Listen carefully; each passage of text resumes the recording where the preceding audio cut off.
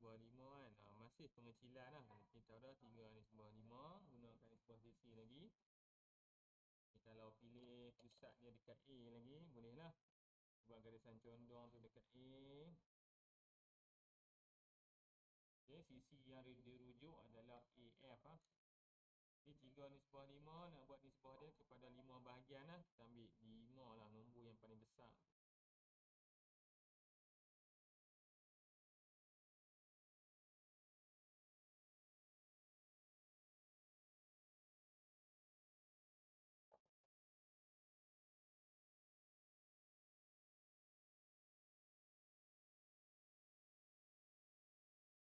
Ni 1, 2, 3, 4, 5.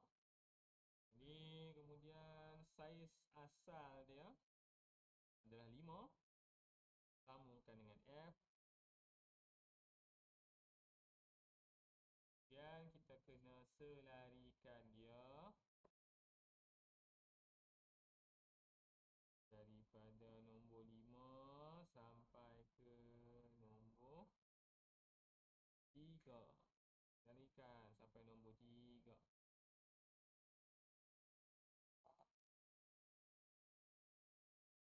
Okey, jadi kita dah kecilkan lah mengikut sisi AF ni. F prime yang baru adalah kedudukannya di sini lah. Okey, F prime baru. Untuk dapatkan bucu-bucu yang lain, kena buat garisan pancaran daripada pusat pancaran lah. Jadi kita pilih A, sambung A dengan E, A dengan D, A dengan C,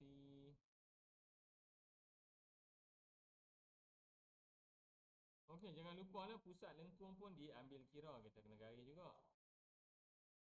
Dan juga A dengan B lah. Okey, kita buat dulu. Ni mesti boleh buat dah kan. Yang senang ni EF lah. Kita dah dapat EF. Bagi sama dulu. Bagi bawah dia, baru selarikan dekat F.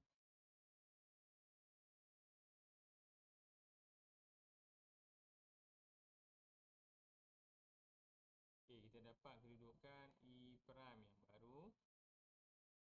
Okey, kita dapat kan? Kemudian DE, contohnya DE pula. D pula. DE, okey, letak dulu DE, letak bagi sama. Kemudian baru letak kat sebelah kiri ni, tolak ke bawah. Kat sini.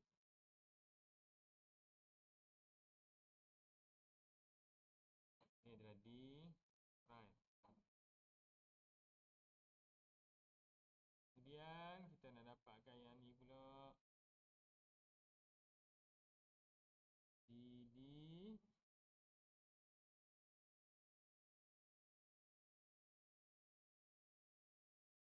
Sini.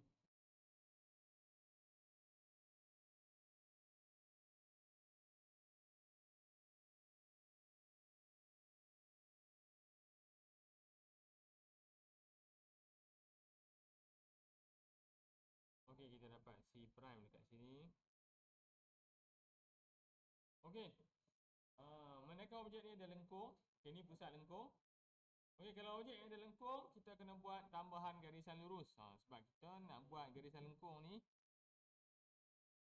susah, jadi kita sambungkan C dengan titik tengah lengkung tu. Dan sambungkan titik tengah ni lagi satu, sambung kepada B. Okey, jadi kita dapat wujudkan dua garisan lurus lah. Dan titik tengah ni, nak label boleh, tak mau label pun tak apa lah. Contohlah saya label dengan O. Okey, O, saya label O sebagai pusat tengah ataupun titik tengah lengkung. Jadi kita dah wujudkan satu garisan lurus OC. Jadi nak dapat kedudukan titik tengah dia, senang saja. Kita gunakan OC yang baru dilukis ni. Tu. Kita larikan dia sampai kena C prime.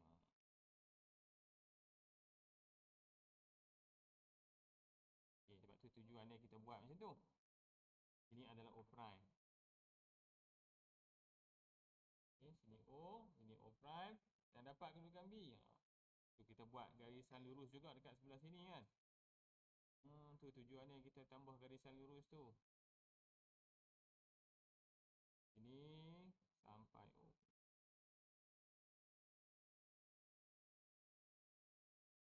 Okay, sini adalah B prime.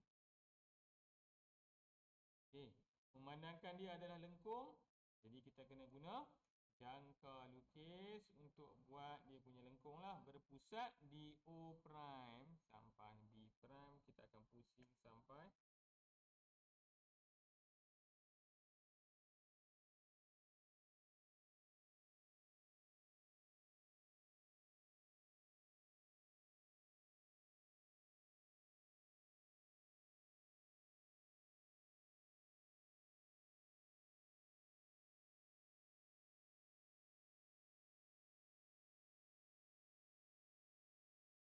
okay, jadi kena guna jangka lukis untuk melukis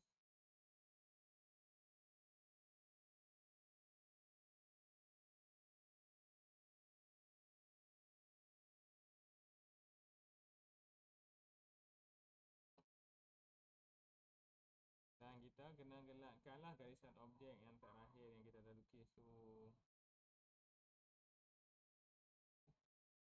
Jangan lupa A, B prime.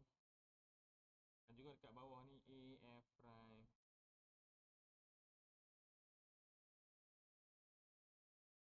Okay, inilah kaedahnya jika melibatkan lengkung. Jangan lupa kita wujudkan garisan lurus lah. Daripada pusat lengkung ke bucu lengkung lah. Dua bucu lengkung. Dalam kes ni OC, OB. Kita buat dulu garisan lurus untuk memudahkan kita pindahkan untuk dapat titik tengah lengkung. Dah dapat titik tengah, baru jari dia O prime, B prime lah. Sampai ke C prime untuk dapat. Inilah cara kalau